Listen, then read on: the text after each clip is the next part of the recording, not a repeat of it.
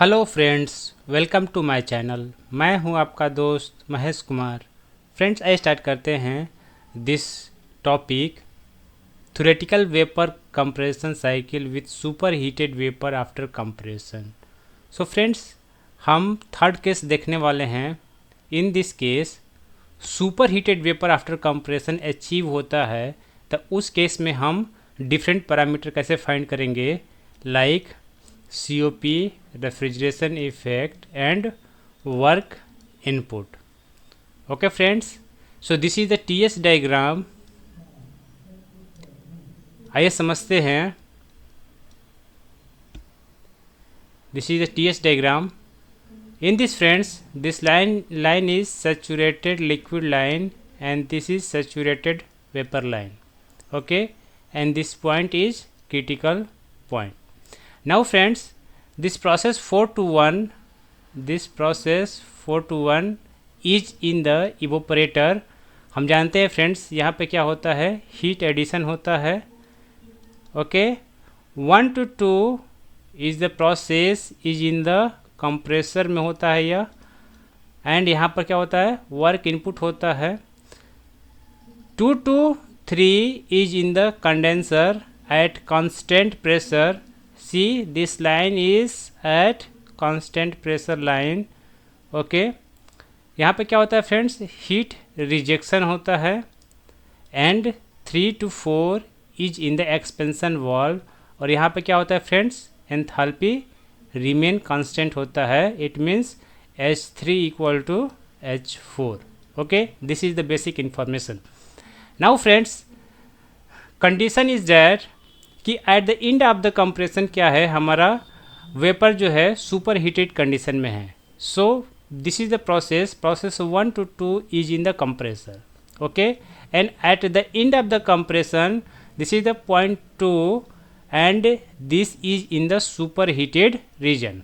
Okay, super heated region, super heated. Okay friends, now first of all हम क्या करेंगे friends, कि जो भी पॉइंट्स दिया हुआ है सैचुरेटेड लिक्विड लाइन पर एंड सैचुरेटेड वेपर लाइन पर, उसको फाइंड कर लेंगे। Like here this point 3 lies in the saturated liquid line and point 1 lies at the saturated vapour line. तो फ्रेंड्स, हम H1 एंड H3 की वैल्यू गिवन डेटा से find कर लेंगे। ओके, या हम चार्ट जो दिया रहेगा उसके थ्रू फाइंड कर लेंगे, because this is the lower pressure और lower temperature line and this is the higher pressure और higher temperature line. This line is higher temperature line and this whole line is higher pressure line. Okay, क्या होता है friends कि this liquid saturated liquid line and saturated vapour line में constant temperature line and pressure line coincide हो जाता है। Okay, that's why this both line is same in the wet region. Okay, या इसके बाद क्या होता है, या दोनों अलग हो जाते हैं। दिस प्रेशर लाइन डिफरेंट हो जाता है, टेम्परेचर लाइन डिफरेंट हो जाता है।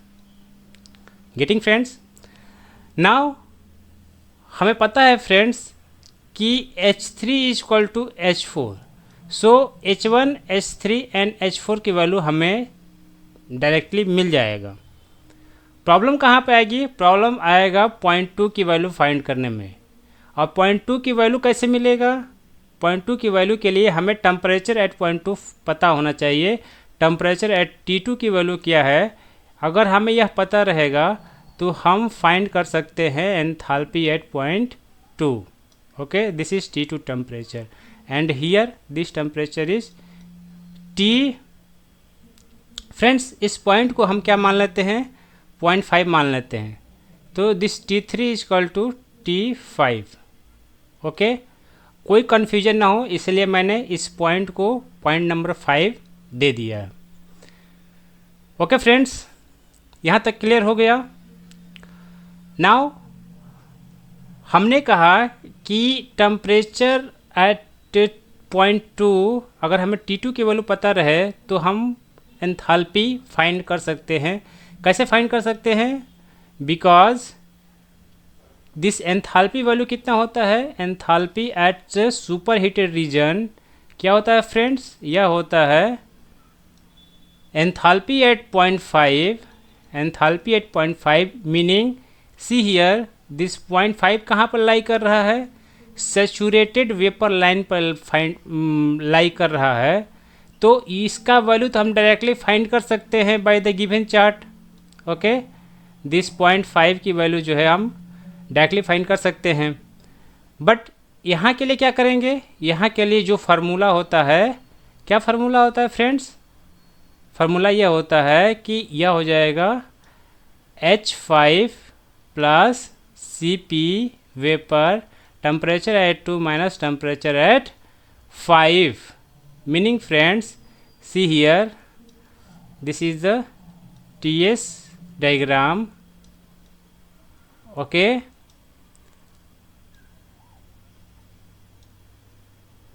this is the condition. Okay, this is 0.1, this is 0.2, this is 0.5, this is 0.3 and this is 0.4. Okay, सो यहाँ तक तो हमें पता है, दिस 0.5 तक तो हमें एंथैल्पी की वैल्यू पता है because this H5 equal to Hg enthalpy at saturated vapour line, plus this value को हमें ऐड करना होता है the point which is lies in the super heated region. Okay, delta H, this is the delta H. Delta H की value हम जानते हैं friends कि क्या होता है, Cp dt होता है एंड Cp वेपर हो जाएगा. इस केस में टेम्परेचर डिफरेंस कितना है, T2 माइनस T5. सो यहाँ पर टेम्परेचर माइनस यहाँ पर temperature, like this is T2 and यहाँ पर क्या हो जाएगा T5. ओके, तो यहाँ से बाय दिस फार्मूला हम फाइंड कर सकते हैं. ओके, ये तो हो गया, हम फाइंड कर सकते हैं बाय दिस फार्मूला. बट हमें T2 की वैल्यू कैसे मिलेगा, कॉन्सेप्ट ये है कि यहाँ पर हमें टेम्परेचर T2 की वैल्यू फाइंड रहेगा तो हम एंथैल्पी की वैल्यू फाइंड कर सकते हैं. बट प्रॉब्लम ये है कि हम T2 की वैल्यू फाइंड कैसे करेंगे, for this entropy concept will come. Okay, entropy concept का यूज करके हम फाइंड करेंगे. तो आइए समझते हैं फ्रेंड्स एंट्रोपी कॉन्सेप्ट के थ्रू कैसे फाइंड कर सकते हैं. सी हियर, यहाँ पर हम कैसे फाइंड करेंगे, आइए समझते हैं. This is the case 0.1, 2, this is 0.5, 3 and 4. This is TS. Okay friends, तो यहाँ पे देखिए फ्रेंड्स, जैसा कि हम जानते हैं कि प्रोसेस 1 to 2 में क्या होता है, this process is in the compressor and यह क्या होता है, यहाँ पर आइसेंट्रोपिक प्रोसेस होता है, meaning entropy at 0.1 equal to entropy at 0.2. Entropy क्या होगा, कांस्टेंट रहेगा. Okay friends, see here this 0.1 is lies at the saturated vapour line. तो इसकी वैल्यू हम फाइंड कर लेंगे डायरेक्टली हम यहाँ पे फाइंड कर लेंगे S1 की वैल्यू. ओके, तो S1 की वैल्यू हमें पता हो गई. S2 की वैल्यू हमें पता नहीं है. तो S2 की वैल्यू क्या होता है friends, this super heated region के लिए हम S2 की वैल्यू को कैसे फाइंड करते हैं, इसको फाइंड करते हैं. सी हियर एंट्रोपी एट, इस लाइन को देखिए, this line 352 line, 352 line, because this 0.2 lies on this pressure line. So हमें क्या होगा friends, entropy at 0.5, entropy at 0.5 equal to SG. ये वैल्यू हमें गिवन चार्ट से मिल जाएगा. ओके, दिस प्रेशर और टेम्परेचर पर यह वैल्यू हम फाइंड कर लेंगे, this higher pressure and higher temperature value पर. फार्मूला क्या होता है इसके लिए, S2 इक्वल टू होता है entropy at 0.5 plus Cp vapour ln क्या होता है, लॉग बेस E होता है. ln is the log base E temperature at 2 minus temperature at 5. So by this formula हम फाइंड कर सकते हैं. Okay, so entropy at point 2 कैसे फाइंड करेंगे? Entropy at point 5 plus CP vapour ln T2/T5.